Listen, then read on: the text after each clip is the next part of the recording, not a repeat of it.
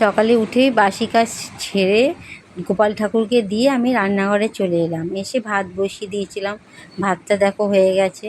তারপরে এদিকে মুসুর ডাল করব, তার জন্য ডালগুলো ভালো করে 2-3 বার ধুয়ে আমি সেদ্ধ বসিয়ে দিলাম। আর একটু নুন দিয়ে দিলাম, ডালটা যাতে ভালোভাবে সেদ্ধ হয়।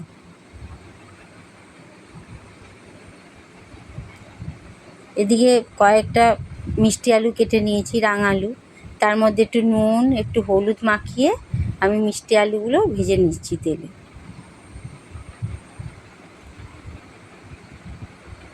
মিষ্টি আলু ভাজা ভালোই লাগে খেতে।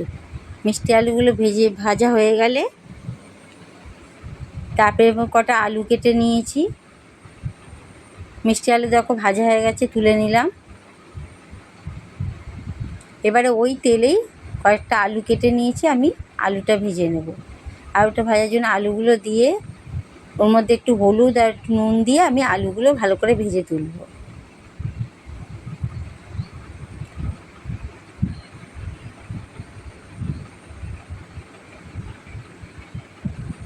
আলু ভাজা হয়ে গেছে, এদিকে দেখো ডালও সেদ্ধ হয়ে গেছে। ডালটা হাতা দিয়ে একটু ঘেঁটে আমি পরিমাণ মতো জল দিয়ে দিলাম। তার মধ্যে দিয়ে দিলাম নুন আর হলুদ দিয়ে এবার ডালটাও আমি সাঁতলে নেব।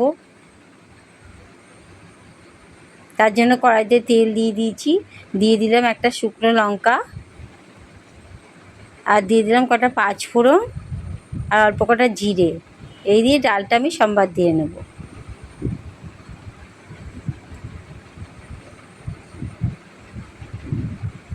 ডাল সম্বার হয়ে গেলে আমি এবার কটা উচ্ছে কেটে নিয়েছি, উচ্ছে ভাজাও করে নেব। সকালে আমাদের রান্না করতে হয়, ভাই কাজে যায়, ভাত নিয়ে যায়। 2 বউ মিলে রান্না করি, ও কুটে দেয় আর আমি রান্না করি।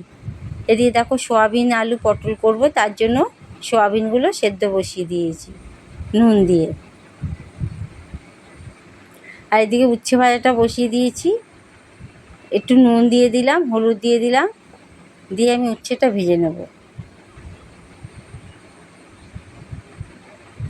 উচ্ছে ভাজার তেল ছিল একটু, সেই তেলের মধ্যেই আমি পটলগুলো ভেজে নেব, কেননা পটল ভাজার তেল পরে কালো হয়ে যায়, ওই জন্য ওই কালো তেলটাতেই আমি পটল কটা ভেজে নেব। পটলগুলো একটু হলুদ নুন দিয়ে আমি পটলগুলো ভালো করে ভেজে নেব। এই গরমে সকাল সকাল রান্না করাই ভালো, আর সকাল সকাল রান্না হয়ে যায়। আমাদের তো জয়েন্ট ফ্যামিলি, তোমাদের সব বলেছি জানো।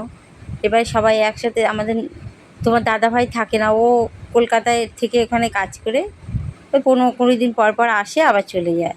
আর আমরা সব ভাইও বাজার যাওয়ার অত টাইম পায় না, সকালে চলে যায় কাজে।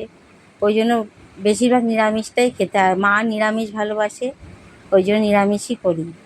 আর দেখো এবারে আলুগুলো আমি ভেজে নিলাম। আলুগুলোও আমি একটু হলুদ নুন দিয়ে আলুগুলো ভেজে তুলব। আলুগুলো ভাজা হয়ে গেলে ওর মধ্যেই সেই সেদ্ধ করা সোয়াবিনটা ভালো করে ধুয়ে আমি জল ছেঁকে নিয়েছিলাম, সেই সেদ্ধ করা সোয়াবিনটাও আমি দিয়ে দিলাম। দিয়ে ভালো করে নেড়ে চেড়ে ভাজা ভাজা হয়ে গেলে এবার তরকারিটা বসাবো। তার জন্য কড়াইতে তেল দিয়ে দিলাম, একটা শুকনো লঙ্কা ফোড়ন, তেজপাতা আর গোটা গরম মশলা, দারচিনি এলাচ লবঙ্গ আর গোটা জিরে। ফোড়নটা ভাজা হয়ে গেলে এদিকে আদা জিরে আর ধনে আমি বেটে নিয়েছি। আদা জিরে ধনে বেটে নিয়েছি, সেই বাটাটা দিয়ে দিলাম, আর একটু বাটি ধোয়া জলটাও আমি দিয়ে দিলাম। দিয়ে মশলাটা ভালো করে নেড়ে চেড়ে দিয়ে দিলাম পেস্ট করা টমেটো। একটা টমেটো পেস্ট করে রেখেছিলাম, সেটাও দিয়ে দিলাম। দিয়ে এবার টমেটো দেওয়ার পরে দিয়ে দিলাম নুন, দিয়ে দিলাম পরিমাণ মতো হলুদ, একটু দিয়ে দিলাম ঝাল লঙ্কার গুঁড়ো আর কাশ্মীরি রেড চিলি পাউডার দিয়ে দিলাম। দিয়ে ভালো করে মশলাটা নেড়ে চেড়ে মশলাটা কষিয়ে নিয়ে দিয়ে দিলাম একটু চিনি দিয়েও মশলাটা আরও ভালো করে কষিয়ে নিলাম। দিয়ে এবার দিয়ে দিলাম সেই ভেজে রাখা সোয়াবিন আলু আর পটল, দিয়ে মশলার সাথে ভালো করে আমি কষিয়ে নিলাম। ভালো করে কষিয়ে নিয়ে দিয়ে দিলাম গরম জল।